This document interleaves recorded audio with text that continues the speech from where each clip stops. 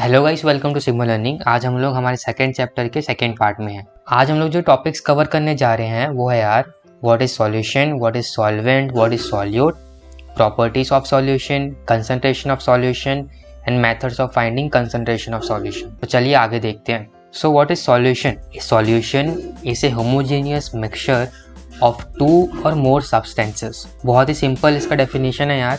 Solution क्या है? Solution एक होमोजेनियस मिक्सचर है। होमोजेनियस मिक्सचर क्या होता है ये हमने लास्ट वाले वीडियो में डिस्कस किया था, तो जिन लोगों ने वो वीडियो नहीं देखा है वो आई बटन में जाके वो देख सकते हैं। सो सॉल्यूशन एक होमोजेनियस मिक्सचर है ऑफ टू और मोर सब्सटेंसेस। एग्जांपल्स में आपका हो जाएगा यार लेमोनेड और सोडा वाटर। लेमोनेड क्या होता है? लेमोनेड होता है आपका नींबू पानी। सो नींबू पानी आपका क्या हो गया? एक सॉल्यूशन होगा। नींबू पानी में अपन क्या डालते हैं यार? नींबू पानी में अपन आपका रहता है पानी, का रहता है शुगर और आपका थोड़ा सा रहता है सॉल्ट और आपका रहता है नींबू रस, राइट। सो ये आपका एक सॉल्यूशन हो गया। सो आप लोग सोच रहे होंगे कि सॉल्यूशन एक लिक्विड फॉर्मिंग होता है ना, लिक्विड फॉर्मिंग होता है ऐसा सोच रहे होगे आप, लेकिन ऐसा नहीं है।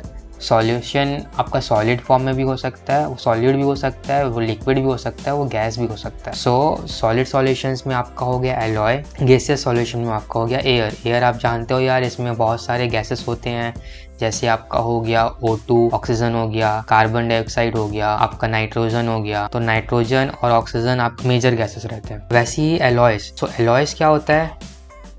Alloy is a mixture of two or more metals or a metal and a non metal. So alloy क्या होता है? एलॉय एक मिक्सचर होता है किसका किसका, या तो दो या दो से ज़्यादा मेटल का एक साथ अगर होता है तो उसको अपन एलॉय बोल सकते हैं, या तो कोई एक मेटल हो गया और एक नॉन मेटल हो गया तो उसको भी अपन एलॉय बोल सकते हैं। और एलॉय का एग्जांपल आपका, जैसे आपको जानते होंगे ब्रास, मैंने एग्जांपल लास्ट वीडियो में भी दिया था। ब्रास में क्या रहता है आपका 30% जो आपका रहता है वो आपका जिंक रहता है और आपका 70% जो आपका रहता है वो आपका कॉपर रहता है। So alloys can't be separated into their components by physical methods, लेकिन फिर भी इसको अपन क्या बोलते हैं? मिक्सचर बोलते हैं। क्यों बोलते हैं? बिकॉज एलॉयस जो होते हैं वो अपने कंपोनेंट्स का जो प्रॉपर्टीज है वो शो करता है, इसलिए एलॉय को अपन क्या बोलते हैं? मिक्सचर बोलते हैं।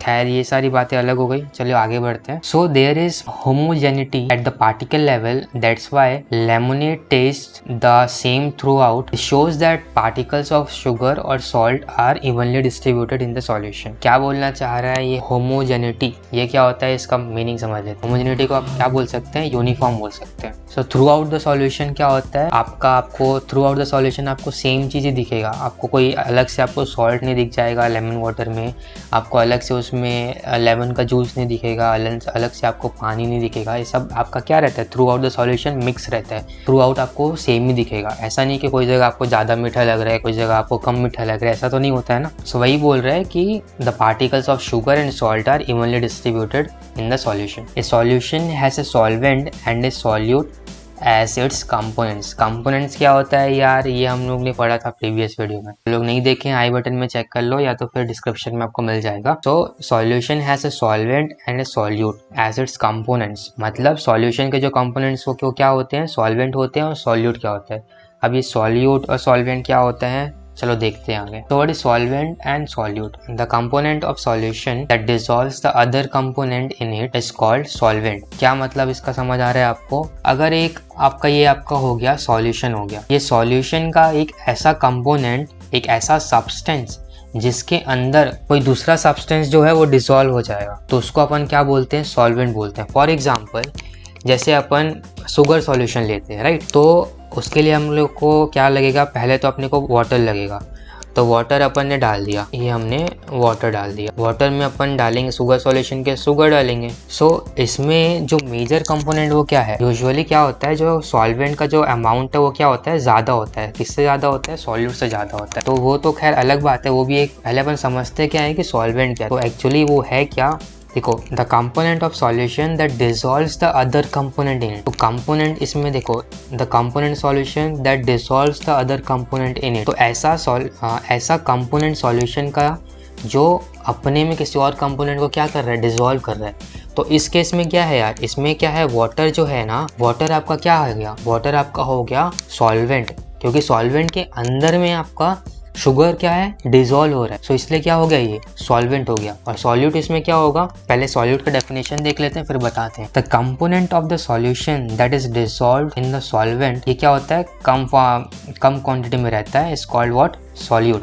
The component of the solution that is dissolve in the solvent is called the solute. मतलब जो कंपोनेंट जो क्या सॉल्वेंट में डिजोल्व होता है उसको अपन क्या बोलते हैं, सॉल्वेंट बोलते हैं।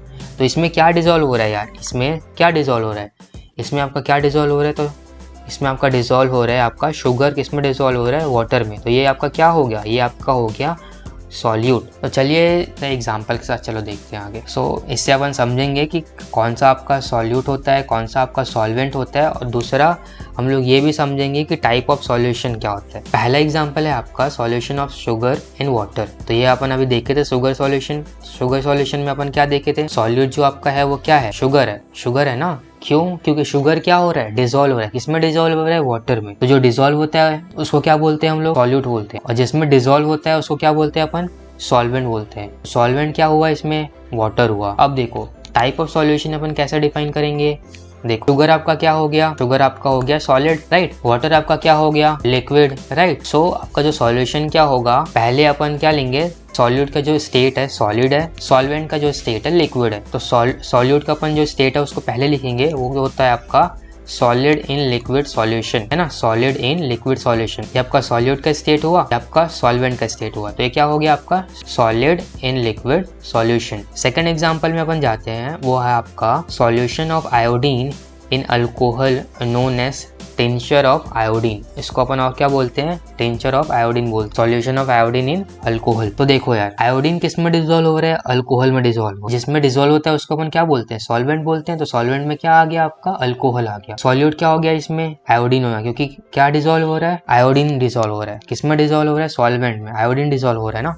तो आपका आयोडीन क्या हो गया, सॉल्यूट हो गया। अब इसका ये देखो, इसमें आयोडीन आपका क्या हो गया, इसमें आयोडीन आपका हो गया सॉलिड, अल्कोहल आपका क्या हो गया, लिक्विड हो गया। सो आपका टाइप ऑफ सॉल्यूशन क्या होगा, सॉलिड इन लिक्विड सॉल्यूशन। अब थर्ड एग्जांपल में अपन आते हैं, वो है आपका सोडा वाटर। तो सोडा वाटर में देखो जो आपका सॉल्यूट जो है आपका होता है कार्बन डाइऑक्साइड। कार्बन डाइऑक्साइड क्या होता है आपका, गैस होता है, राइट। वाटर क्या होता है आपका, सॉल्वेंट हो जाएगा इसमें। ये क्या होता है आपका, लिक्विड होता है। सो ये आपका क्या हो गया, गैस इन लिक्विड सॉल्यूशन। अपन आप बोल रहे थे ना कि सब कुछ लिक्विड ही नहीं होता है यार, गैस वाला भी होता है। तो ये एक एग्जाम्पल आपका मिल गया है ना। अब देखो एक और अपन एग्जाम्पल देखते हैं, वो आपका एयर है। एयर क्या हो गया, एयर में मेजर जो कंपोनेंट जो होता है वो आपका होता है नाइट्रोजन। ये आपका अराउंड 70% आपका होता है। तो ये आपका क्या हो गया, ये आपका हो गया गैस फॉर्म में है, और ये आपका हो गया सॉल्वेंट। और उसके बाद जो मेजर जो कंपोनेंट जो होता है वो आपका होता है ऑक्सीजन। तो ये आपका क्या हो गया, गैसियस फॉर्म में है। तो ये भी ये क्या आपका क्या हो गया, आपका सॉल्यूट हो गया। इसका फॉर्म क्या है, गैस है। ये आपका हो गया गैस इन गैस सॉल्यूशन,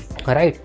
चलिए आगे देखते हैं प्रॉपर्टीज ऑफ सॉल्यूशन। ये सॉल्यूशन इसे होमोजेनियस मिक्सचर, जैसे कि हमने डेफिनेशन में ही देखा था कि जो सॉल्यूशन क्या होता है वो एक होमोजेनियस मिक्सचर होता है। अगेन मैं बोल रहा हूँ, जो नहीं जानते यार कि होमोजेनियस मिक्सचर क्या होता है, लिंक आपको डिस्क्रिप्शन में मिल जाएगा और आपको आई बटन में भी मिल जाएगा। अगर आई बटन में नहीं मिले तो डिस्क्रिप्शन में चेकआउट कर लीजिएगा। The particles of A solution are smaller than 1 nanometer in diameter, so they cannot be seen by naked eyes। यार देखो 1 नैनोमीटर बहुत ही छोटी साइज होती है। 1 nanometre is equal to 10⁻⁻⁹ metre. समझ रहे हो, 1 मीटर एक हाथ के बराबर होता है ऑलमोस्ट, और उसका 10⁻⁹ इतने सारे जीरोस आपको लगाने पड़ेंगे यार, आपको 9 जीरोस लगाने पड़ेंगे।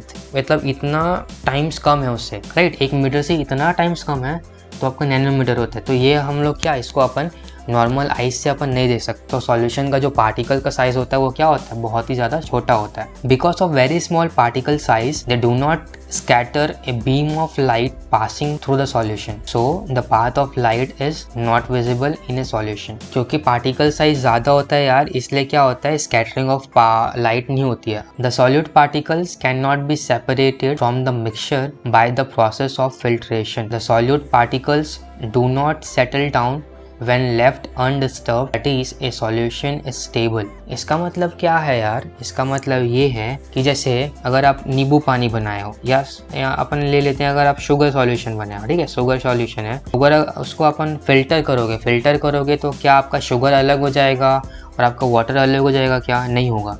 तो तो वही ये बोल रहा है कि the solute particles can not be separated from the mixture by the process of filtration. ठीक, ये अब आगे देखते हैं। तो आगे ये बोल रहा है यार कि जैसे अपन एक एग्जांपल लिए थे पहले, इसके पहले वाले वीडियो में अपन एक एग्जांपल लिए थे कि पानी में अपन डाल दिए हैं सैंड डाल दिए ऐसे, तो ये क्या सैंड क्या होता है, नीचे सेटल हो जाता है। बट इस केस में, सॉल्यूशन के केस में, शुगर सॉल्यूशन में, क्या जो शुगर है वो नीचे सेटल डाउन होगा? नहीं होगा ना।